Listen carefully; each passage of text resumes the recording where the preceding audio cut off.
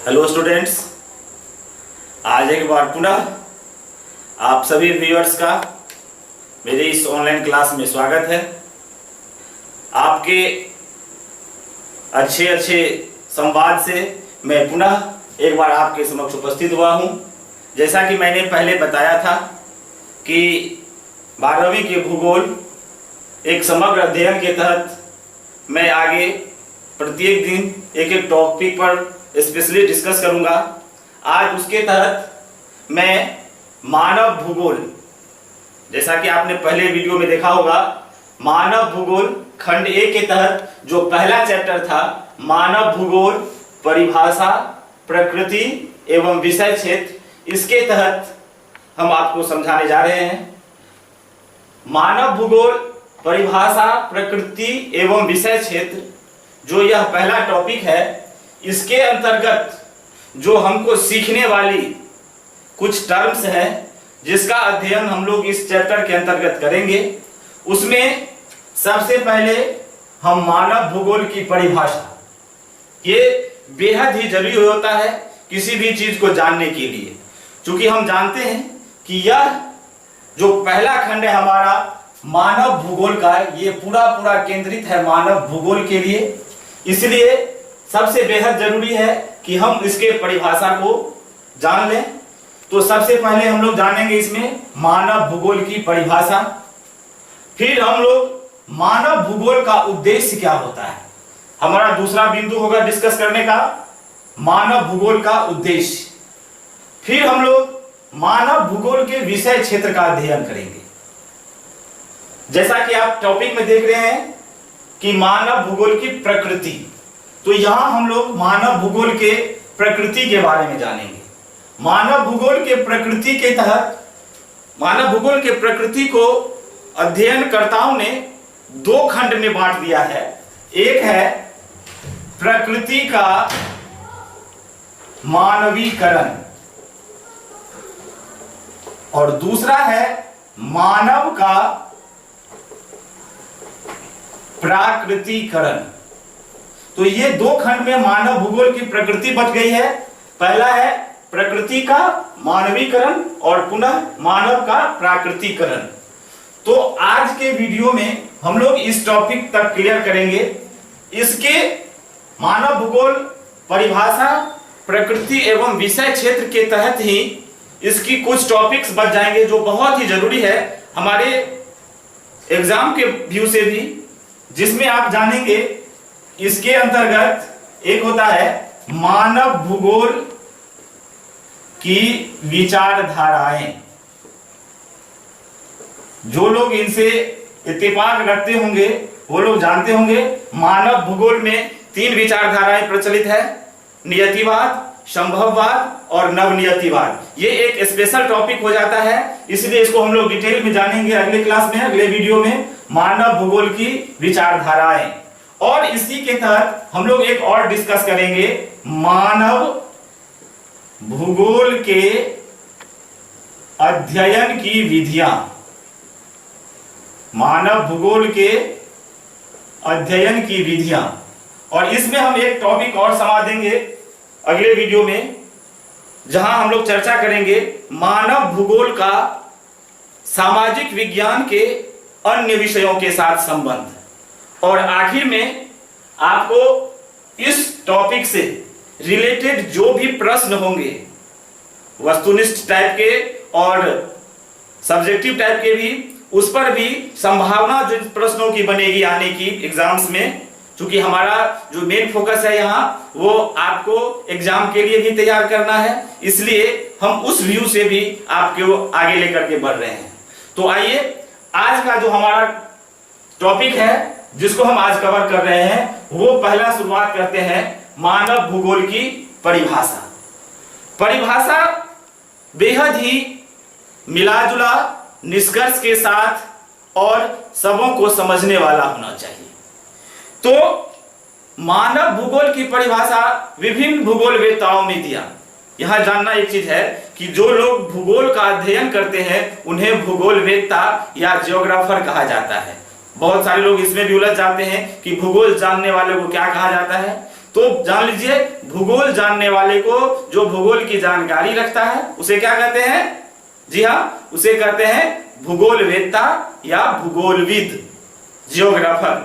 तो बहुत सारे जियोग्राफर, आपको प्रैक्टिकल के दौरान भी बहुत सारी जगह पर लोग पूछ देते हैं कि कुछ भूगोलवेत्ताओं का नाम आप बताएं, कुछ भूगोलविद का नाम बताएं, विभिन्न देशों से जो संबंध रखते हैं उनका नाम बताएं। तो ये आपको जानने की चीज हो जाती है। तो आप अपने जहन में भी आप नोट कर सकते हैं उसे कि विभिन्न भूगोलवेत्ताओं, तो विभिन्न भूगोलवेत्ताओं ने मानव भूगोल का अलग अलग तरीके से परिभाषा दिया है। हम यहाँ एक समेकित परिभाषा आपको देना चाहते हैं कि मानव भूगोल क्या है। जैसा कि हम लोग जानते हैं कि मानव भूगोल में केंद्र बिंदु कौन बना हुआ है? मानव। मानव अर्थात हम मनुष्य। तो मनुष्य और उसका भूगोल, जैसा कि आप जानते हैं भूगोल के तहत कि भूगोल में क्या किया जाता है, किसी भी घटना का, पृथ्वी पर जो भी घटनाएं घट रही है उसका हम विस्तार पूर्वक अध्ययन जहां करते हैं वो भूगोल कहलाता है। तो मानव भूगोल में हम किससे बात करेंगे? मानव से जुड़ी हुई बातों का, मानव से जुड़ी हुई बातों का। तो मानव से जुड़ी हुई बातें कौन होगी? मनुष्य कहाँ रहता है? तो मनुष्य समाज में रहता है। हम लोग जानते हैं कि मनुष्य जो है वो एक सामाजिक प्राणी है, समाज में रहता है, तो वो समाज में विभिन्न प्रकार की क्रियाएं करता है। तो मनुष्य का पर्यावरण, अपने वातावरण के साथ जो क्रियाएं होती है, बहुत सारी क्रियाएं होती है, उन सभी क्रियाओं का अध्ययन जहां किया जाता है वो मानव भूगोल कहलाता है। क्या समझा गया कि मानव भूगोल क्या है? मनुष्य अपने वातावरण के साथ, अपने पर्यावरण के साथ, अपने आसपास की वस्तुओं के साथ जो पारस्परिक अंतर क्रिया करता है, अर्थात मनुष्य और पर्यावरण का जो संबंध है। हम पर्यावरण को प्रभावित करते हैं, पर्यावरण हमको प्रभावित करता है, हम समाज को प्रभावित करते हैं, समाज हमको प्रभावित करता है। तो दोनों के बीच जो एक रिलेशन बना हुआ है, उन रिलेशन का, उन संबंध का अध्ययन ही हम किसके अंतर्गत करते हैं? मानव भूगोल के अंतर्गत करते हैं। तो मानव भूगोल का जो समेकित परिभाषा हो गया कि मनुष्य का वातावरण के साथ किए जाने वाले अंतर क्रिया का अध्ययन मानव भूगोल कहलाता है। अब इस मानव भूगोल की परिभाषा को भूगोलवेत्ताओं ने अपने अपने लहजे में परिभाषित किया है। वैसे तो बहुत सारे विद्वानों ने दिया है। यहाँ कुछ प्रमुख विद्वान जो मानव भूगोल के सृजनकर्ता भी माने जाते हैं, जिन्हें हम मानव भूगोल का जनक कहते हैं, उन्होंने मानव भूगोल के आधुनिक रूप को भी हमारे सामने प्रस्तुत किया। ऐसे विद्वानों के श्रेणी में, ऐसे भूगोलवेत्ताओं के श्रेणी में जर्मन के भूगोलवेत्ता रेटजेल का नाम सबसे अग्रणी है, सबसे ऊपर लिया जाता है। तो रेटजेल महोदय के द्वारा जो मानव भूगोल का परिभाषा दिया गया है वो आप देख रहे हैं कि मानव भूगोल मानव समाजों और धरातल के बीच संबंधों का संश्लेषित अध्ययन है। क्या है? आप इसे नोट भी कर सकते हैं, आप इसे पॉज करके नोट भी कर सकते हैं। ये आपका एक नोट्स तैयार हो जाएगा कि मानव भूगोल मानव समाजों और धरातल के बीच संबंधों का संश्लेषित अध्ययन है। ये किसने कहा? जी हाँ, ये रेटजेल ने कहा। कहां के थे ये? जर्मनी के थे। तो जर्मन भूगोलवेत्ताओं के द्वारा ये कहा गया, जर्मन भूगोलवेत्ता रेटजेल का। और आप जानते हैं कि रेटजेल को क्या कहा जाता है? रेटजेल को कहा जाता है मानव भूगोल का जनक। मानव भूगोल का जनक, जनक मतलब फादर, ठीक है? तो मानव भूगोल का जनक। और यहीं से इसकी एक शाखा जिसका हम लोग अध्ययन करते हैं, यह है आधुनिक शाखा, यह है मानव भूगोल की आधुनिक शाखा। तो आधुनिक मानव भूगोल का जनक भी कौन है? ये भी है रेटजेल। अब इन्हीं की एक बहुत प्रसिद्ध, इनकी ही बहुत विश्वविख्यात शिष्या हुई ईसी सैंपल, जिसको शॉर्ट में सैंपल भी कहा जाता है, और इसका full name EC Semple, Ellen Churchill Semple, जो कहां से थी? यूएसए, अमेरिका की थी। इन्होंने कहा कि मानव भूगोल और स्थिर पृथ्वी और क्रियाशील मानव के बीच परिवर्तनशील संबंधों का अध्ययन है। मानव भूगोल क्या है? तो मानव भूगोल अस्थिर पृथ्वी और क्रियाशील मानव, एक्टिव कौन है? मानव। अब पृथ्वी क्या है? स्थिर। अस्थिर पृथ्वी और क्रियाशील मानव के बीच परिवर्तन, उनके बीच बहुत सारे क्रियाकलाप होते हैं जो परिवर्तित होते रहते हैं, उनके संबंधों का अध्ययन है। तो क्लियर हो गया? इन सबको मिला लीजिएगा, इसका निचोड़ जो है वो आपने समझ लिया कि मनुष्य और वातावरण के साथ जो अंतरक्रिया होती है, उनके साथ जो संबंध है वो है मानव भूगोल। तो हम अभी मानव भूगोल की परिभाषा देखें। वैसे इसके लिए और भी बहुत सारे लोग हैं। इसमें मानव भूगोल की परिभाषा में हंटिंगटन, ब्लास और भी बहुत सारे भूगोलवेत्ताओं का नाम आता है, जिसको आप देख भी सकते हैं, समझ सकते हैं, अपने बुक से भी इसको स्टोर कर सकते हैं।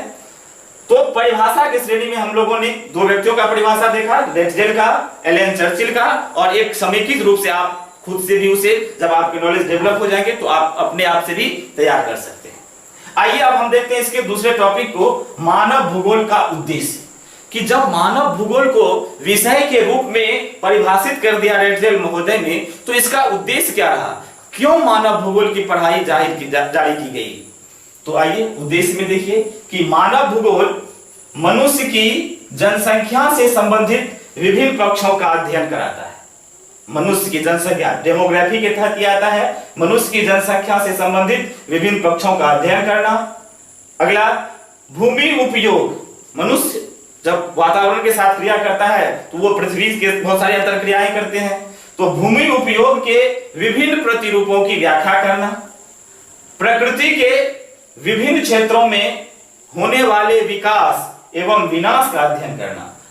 हम लोग जहां कहीं रहते हैं वो प्रकृति से जुड़े हुए रहते हैं और हमारी बहुत सी क्रियाएं होती है जिससे हम प्रकृति का विकास भी करते हैं और प्रकृति का कुछ विनाश भी करते हैं। तो वो चीज भी मानव भूगोल के अंतर्गत आ गया, जिसका हम अध्ययन करते हैं। ये भी मानव भूगोल का उद्देश्य है। और अगला उद्देश्य है मानव भूगोल का कि मनुष्य विश्व के विभिन्न हिस्सों में रह रहे हैं और वो विभिन्न समुदाय में रहते हैं। तो मानव समुदाय का वातावरण के साथ जो समायोजन है उसका अध्ययन कराना भी मानव भूगोल का एक उद्देश्य हो जाता है। तो आप इन चीजों को नोट कर सकते हैं, मानव भूगोल के उद्देश्य को।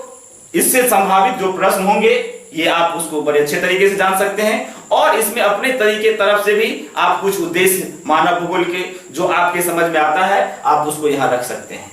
आगे आइए, मानव भूगोल का विषय क्षेत्र। ये बहुत ही इंपॉर्टेंट चीज है कि मानव भूगोल जो अध्ययन करते हैं उसका विषय क्षेत्र क्या है। तो मानव भूगोल के विषय क्षेत्र तो वैसे बहुत काफी लंबे चौड़े हैं, कोई आसान नहीं है। क्योंकि हम मनुष्य हैं, हमारी बहुत सारी क्रियाएं होती है, तो ये आसान टॉपिक नहीं है। लेकिन प्रसिद्ध भूगोलवेत्ता हंटिंगटन ने मानव भूगोल के विषय क्षेत्र को मुख्य 4 क्षेत्र में बांटा है। मानव भूगोल के विषय क्षेत्र को कितने क्षेत्रों में बांटा है? मुख्य 4 क्षेत्रों में। पहला, भौतिक आवश्यकता है। दूसरा, प्रमुख व्यवसाय। तीसरा, कार्यकुशलता। और चौथा, उच्च आवश्यकता है। ये विभाजन किनके द्वारा किया गया है? ये विभाजन प्रसिद्ध भूगोलवेत्ता हंटिंगटन के द्वारा किया गया है। हंटिंगटन ने मानव भूगोल के विषय क्षेत्र को, किसको? मानव भूगोल के विषय क्षेत्र को 4 मुख्य क्षेत्र और 21 उप क्षेत्रों में बांटा है। इनके 4 मुख्य क्षेत्र जो है उनका आपने सूची यहां देख लिया। अब इसके अंतर्गत, इन मुख्य क्षेत्रों के अंतर्गत जो उप क्षेत्र आए, जैसे भौतिक आवश्यकता है। हम मनुष्य की भौतिक आवश्यकताएं क्या हो सकती है? हम लोग सोच सकते हैं कि भौतिक आवश्यकताएं, हमारे शरीर को जो आवश्यकताएं हो सकती है उसमें आप देख सकते हैं भोजन, वस्त्र, आवास, यातायात, ये हमारे भौतिक आवश्यकताएं हो सकती है। अब हम भोजन, वस्त्र या आवास को संग्रहित करने के लिए औजार, हथियार एवं अन्य चीजों का भी संकलन कर सकते हैं। तो ये इनके उपक्षेत्र हो जाएंगे। तो भौतिक आवश्यकता है, पहला हो गया भौतिक आवश्यकता है। दूसरा, प्रमुख व्यवसाय, ये बहुत इंपॉर्टेंट है।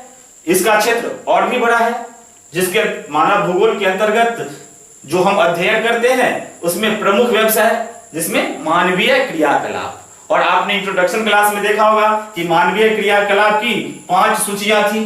तो हम यहाँ पर प्रमुख व्यवसाय में मानवीय क्रियाकलाप और मानवीय क्रियाकलाप के प्राथमिक क्षेत्र, द्वितीयक क्षेत्र, तृतीयक क्षेत्र, चतुर्थक और पंचम क्षेत्र इत्यादि इसके अंतर्गत आ गए।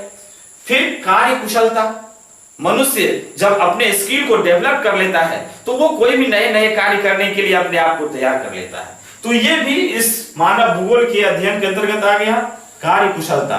इसमें स्वास्थ्य, संस्कृति, उच्च तकनीक इत्यादि चीजों को शामिल किया गया है।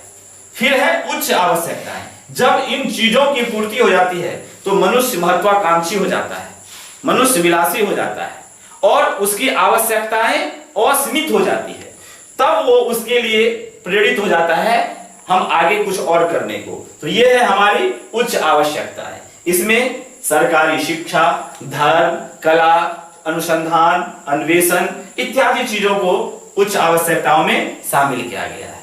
तो इस प्रकार विषय क्षेत्र के अंतर्गत कुल 4 मुख्य क्षेत्र और उसके अंतर्गत उप क्षेत्रों को शामिल किया गया, जिन उप क्षेत्रों में 21 जो है वो मुख्य थे।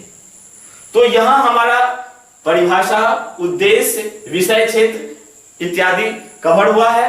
आगे इसमें एक टॉपिक है प्रकृति, इसको भी हम लोग संक्षेप में डील कर लेते हैं। प्रकृति अर्थात नेचर, कि मानव भूगोल की प्रकृति क्या है। जब हम मानव भूगोल का अध्ययन करते हैं तो मानव भूगोल की प्रकृति क्या होती है। तो मानव भूगोल की प्रकृति को हमने बताया कि मानव भूगोल की प्रकृति 2 रूपों में परिभाषित होती है। पहला है प्रकृति का मानवीकरण, प्रकृति का मानवीकरण, और दूसरा है मानव का प्रकृतिकरण, मानव का प्राकृतिकरण। इसमें क्या बात है, प्रकृति का मानवीकरण, आपने बहुत सारी चीज देखा होगा। मानवीकरण जब मनुष्य किसी चीज को आत्मसात कर लेता है वो किसके तहत, प्रकृति के तहत। प्रकृति को मानव अपने बस में कर लिया, यह है प्रकृति का मानव। और दूसरा है मानव का प्राकृतिकरण, यानी मनुष्य, प्रकृति ने मनुष्य को अपने अधीन कर लिया, यह है मानव का प्राकृतिकरण। तो अगले क्लास में हम लोग मानव भूगोल के जो शेष शाखाएं रह गई, इसमें हम लोग थोड़ा सा चर्चा कर लेंगे। प्रकृति का मानवीकरण अर्थात मानव भूगोल के प्रकृति की, और जो सबसे इंपॉर्टेंट चीज है वह है मानव भूगोल की विचारधाराएं और मानव भूगोल के अध्ययन की विधियां। इन दोनों को हम लोग इस टॉपिक के अंतर्गत ही अगले एपिसोड में जो है इसको हम लोग क्लियर करेंगे। तब तक आप इस पर अपना मंथन करेंगे, इसको क्लियर करेंगे। धन्यवाद।